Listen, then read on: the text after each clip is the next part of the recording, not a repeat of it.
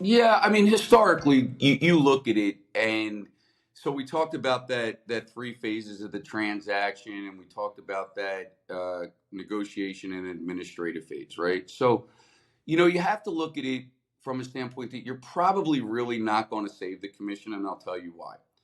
You want mass market appeal on your property. That's where you get the competitive bids and you drive up to the top end of market value. So if you want top market value, you want max exposure. So that's the first part of it, right? You can't get that on your own. I mean, you just could you get somebody to drop it in the MLS for you? Probably. But most transactions, even and I'm talking about this market and historically, most transactions still involve a selling realtor, right? For the buyer. So that buyer is going to come to you because why wouldn't a buyer? We could spend a whole hour talking about who actually pays the commission. It's a really fun conversation, right? But why wouldn't a buyer want that representation? There's no money out of the buyer's pocket. They're not going to the seller's looking to save the commission. If a buyer's coming to the homeowner without an agent, they're looking to save the commission. Two people can't save the same commissions. So historically, the seller winds up netting less on a buy owner transaction they do on a full scale listing transaction.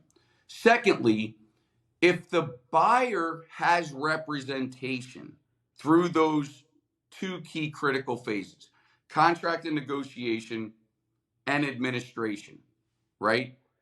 Why would you want to take a shot and not have your own representation advising you and looking out for your best interest? Why? And then thirdly, and you have to you have to look in the mirror all the time no matter what you're doing.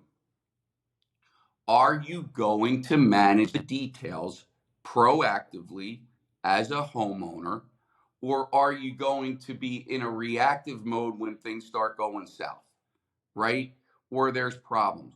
And who are you going to turn to for your advice? If you select the right agent, they're earning every penny on their commission, no questions asked, and the transaction's going to go smoother and it's going to go on time. But it all goes back to full circle, right? You got to pick the right person. Just don't, interview people. Don't just take the cheapest guy in the room or the cheapest gal in the room. Cheap isn't always better, right? And that doesn't mean you have to overpay, but get value. Get value in your transaction. And I really believe this. You don't have to walk away from the transaction with a friend from the consumer and agent standpoint, but you can walk away from the transaction with a relationship. And there's a big difference.